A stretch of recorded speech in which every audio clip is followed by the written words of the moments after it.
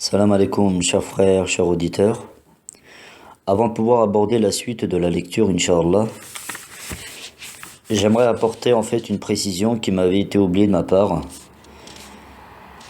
et que les frères sur WhatsApp m'ont fait rappeler, que Dieu leur soit reconnaissant. Donc effectivement, du livre du guide à l'usage des jeunes, j'avais commencé par la première parole qui commence à partir de la page 7 jusqu'à la page 13. Dans le deuxième enregistrement, qui débute comme titre deuxième section de la 13e parole, elle commence à partir de la page 14 jusqu'à la page 20. Et dans le troisième enregistrement, ça débute à partir de la page 21 jusqu'à la page 26. Donc à partir de la page 27, je vais continuer la suite, Inch'Allah. A'udhu billahi minash shaitanir rajim, bismillahir rahmanir rahim.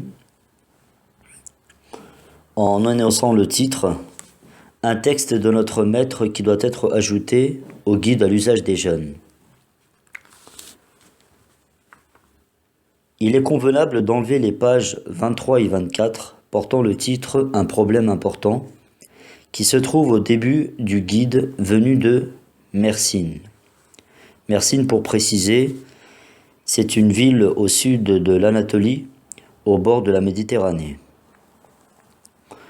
Parce que, comme une grande part de la méthode de Risale et Nour est la tendresse, plus que les hommes, il y a des femmes qui sont, avec sérieux et sincérité, en contact avec les livres de Nour fidèlement.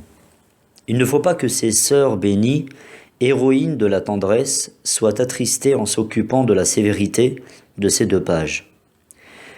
Parce qu'à ce sujet, elles sont composées pour avertir des filles musulmanes qui tendent à imiter des filles grecques et arméniennes, portant des tenues indécentes et à moitié nues dans des endroits comme à Istanbul.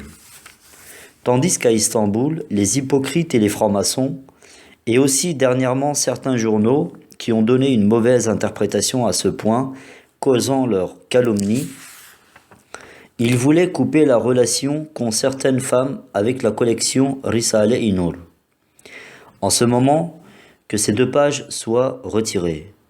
À leur place, que soit mis le texte « Une conversation avec des femmes » dans le guide à l'usage des femmes. Saïd Nursi. Alors il y a une petite note.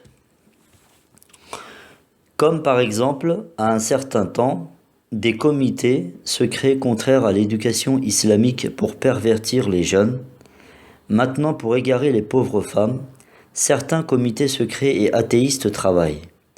Pour ne pas subir les calomnies de ces comités pervers, que le texte cité ci-dessus soit donné à celles qui ont le guide à l'usage des jeunes. À la place de deux pages retirées du guide à l'usage des femmes, qu'elles lisent le texte « Une conversation avec les dames » qui se trouve dans le guide à l'usage des femmes âgées et jeunes. Pour remplacer ces deux pages retirées, que soit mis le texte de notre maître dont nous venons de parler.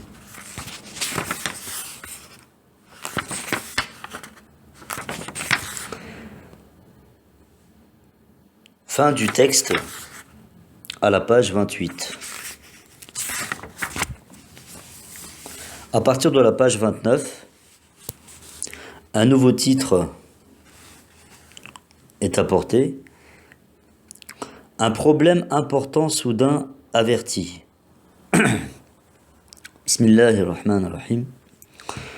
On comprend selon les hadiths rapportés que certains groupes de femmes et certaines de leurs provocations jouent à la fin des temps le rôle le plus terrifiant.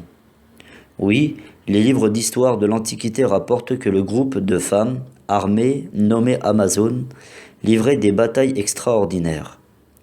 De même, l'égarement de l'hérésie utilise, dans sa guerre contre l'islam, la plus terrifiante des sectes qui est composée de femmes, à moitié nues, dont les jambes attaquent et blessent les fidèles, dans la ruse, l'âme qui désire le mal.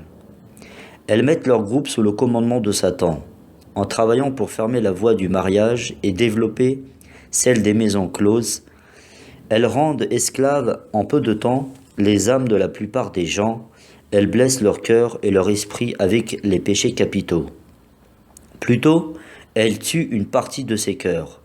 La sanction complète de montrer ses désirs illicites pendant quelques années est que tout d'abord ces jambes de couteau, en devenant les bois de l'enfer, brûleront et qu'ensuite elles ne pourront trouver le mari convenable qu'elles désirent de par leur création et dont elles ont besoin de par leur nature après avoir perdu confiance.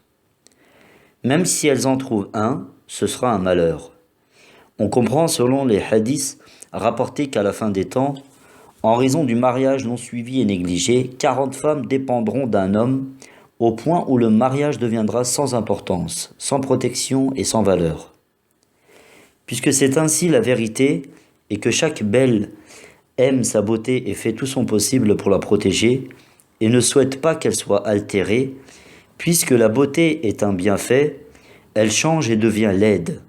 Si on ne remercie pas pour cette beauté, si une telle femme possède la raison, elle fuira certainement, avec toutes ses forces, le fait qui transforme sa bonté et sa beauté en moyen de commettre et de faire commettre des péchés, de les rendre laides et empoisonnées, et le bien en moyen du châtiment par la mécréance. Et elle remerciera pour ce bienfait en l'utilisant d'une façon légale pour éterniser cette beauté passagère, là, de 5 ou 10 ans. Sinon, elle sera repoussée longtemps dans la vieillesse et elle pleurera tristement. Il est établi dans le hadith d'une manière certaine que si cette beauté-là est rendue encore plus belle dans le cercle de l'islam, avec le savoir-être coranique, cette beauté passagère sera spirituellement éternelle. Et celle-ci sera encore plus agréable que celle des houris du paradis, et elle lui sera rendue dans un état encore plus brillant. Si une telle belle a un grain d'intelligence, elle ne perdra pas ce beau résultat, brillant et éternel. Al-Fatiha. Fin de la page 31.